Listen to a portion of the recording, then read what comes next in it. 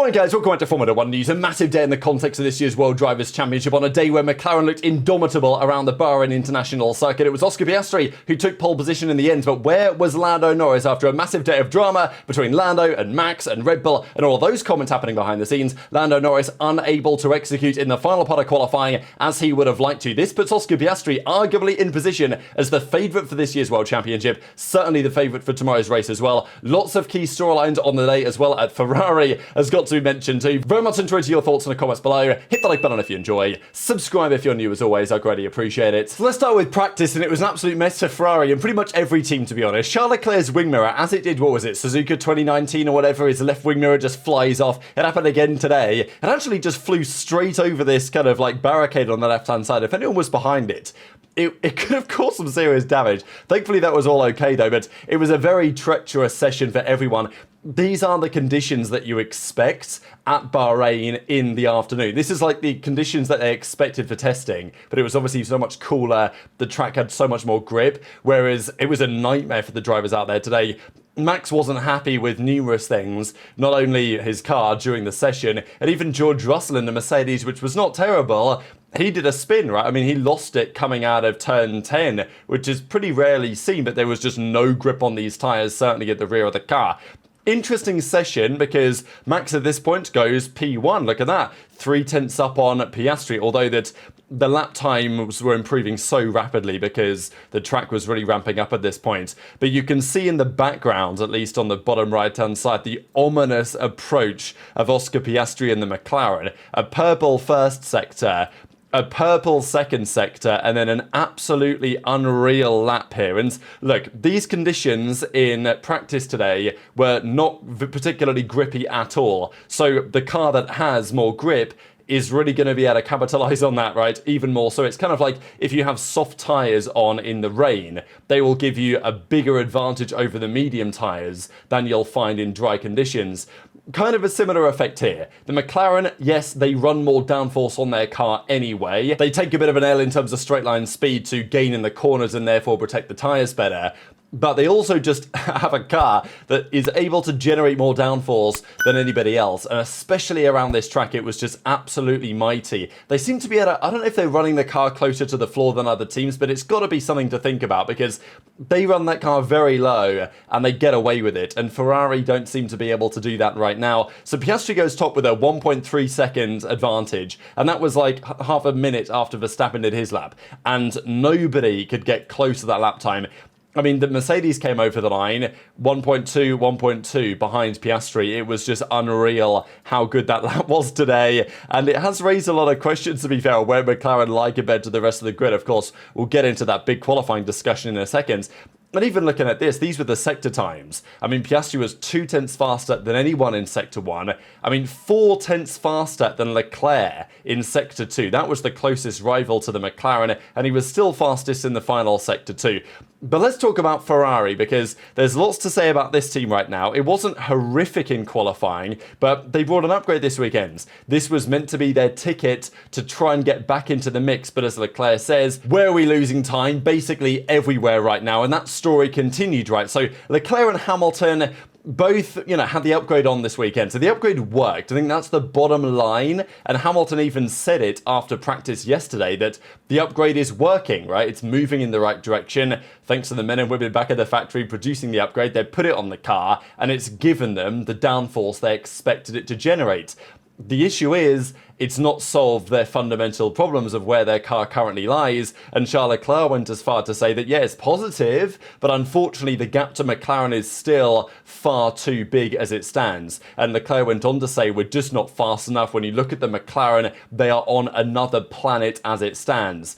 And there is a general feeling that, yeah, Ferrari's upgrades, like the package has delivered maybe what they thought it would deliver on some level, but the expectation of it getting them to where they want to be, potentially on par with, try and get to where McLaren are, because they've not brought any massive changes this weekend. They, I think, have an upgrade they might be planning for Miami, which is pretty scary because, of course, they did that last year, and remember what's happened at that point. So Ferrari's upgrade package, compared to their ideal expectation, engines is failing on some level. And of course, if these upgrades don't deliver what they want, especially over the course of the Grand Prix tomorrow as well, over a race distance, then look, they're not going to abandon the car yet, but they've got to be on the verge relatively shortly, Ferrari, of saying, look, this is not working. We need to focus fully on 2026 because both of the championships are simply not attainable at all. And it doesn't look massively like that's not the reality as it stands. Drama between Norris and Verstappen and McLaren and Red Bull continues today, right? So Charles Leclerc looked at the McLaren and said, look, they are on a different planet right now. That was after practice yesterday.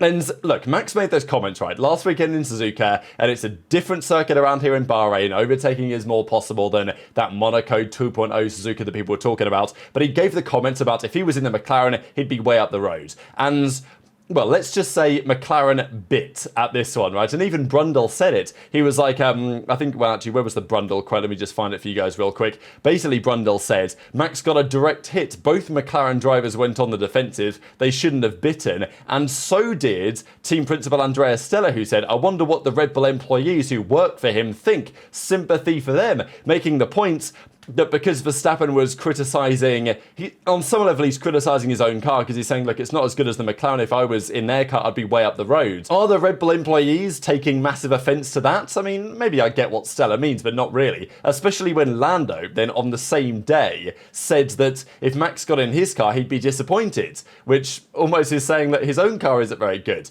So, you know, this whole thing has been so confusing. And Stella also said Max isn't just brilliant behind the wheel, he's also very competent when it comes to politics and communication. Max knows how to add fuel to the fire. But of course, Stella, by responding to this, has done exactly that, and in some respects given Max Verstappen exactly what he wanted out of this whole thing. In the meantime, wonder what the Red Bull employees think when they hear their driver talk about the car that they've built. But surely the same applies to Lando, making comments like this. He can come and test our car any day that he wants. I'll be excited to see the disappointment when he gets out the car.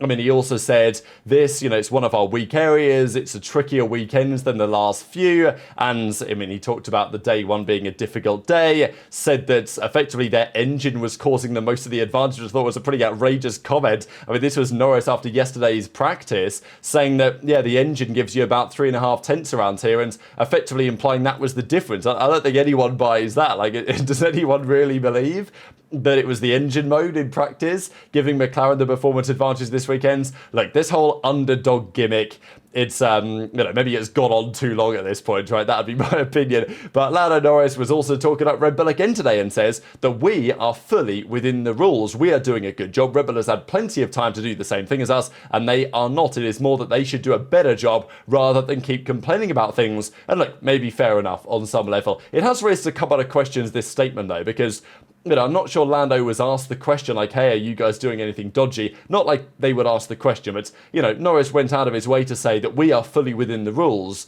And there has been some people who read this and say, you know, would you say that if everything was perfectly fine? There are some people, let's say, saying that this McLaren car might be a touch dubious. And I feel like there's going to be an AMUS article that comes out at some point in the near future which discusses what some of the teams, probably Red Bull, think that McLaren may be up to, because they had their theories last year, didn't they, about the water in the tyres and all this. I'm sure that there's some other things that Red Bull and other teams maybe have up their sleeve in terms of ideas that McLaren might be using. Of course, the big one is the flexible wings, right? And maybe from Spain that's going to change and it's going to go away. But I'm sure there are some theories currently ongoing. I mean, he also made the comment about the people who look at those videos are clueless. This, of course, being that video in question of the rear wing between the McLaren flexibility and the Red Bull flexibility. And Jos Verstappen, of course, ended up retweeting it. So, you know, I mean, it's pretty funny to think about, right? Because, look, us watching this from home, I can tell you that that rear wing is flexed more than the other one, but I'm not exactly an engineer to really, you know, I'm not qualified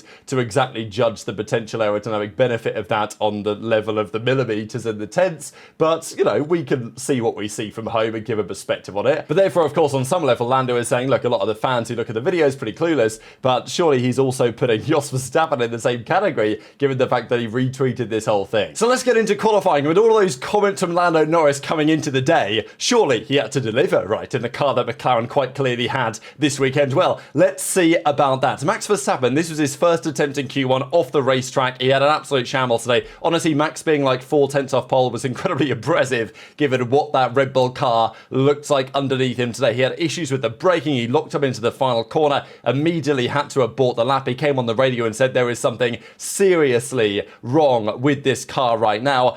And again, we had the McLarens go to the top. Now, as I said, in practice, in the lower grip conditions, the McLarens were really, really fast. Now, in these type of conditions, they were fast. I mean, they were clearly fast enough for pole position, as Oscar Piastri proved, but not dramatically faster as some of us may have feared going into the day. But still, Q1, Norris goes 3/10 up on Piastri. I think it was very clear from quite early on that Charles Leclerc has clearly found something in this car. Hamilton struggled today, and Leclerc, there was some discussion, or maybe he's got a new braking technique or something to try and get some more mileage out of this Ferrari.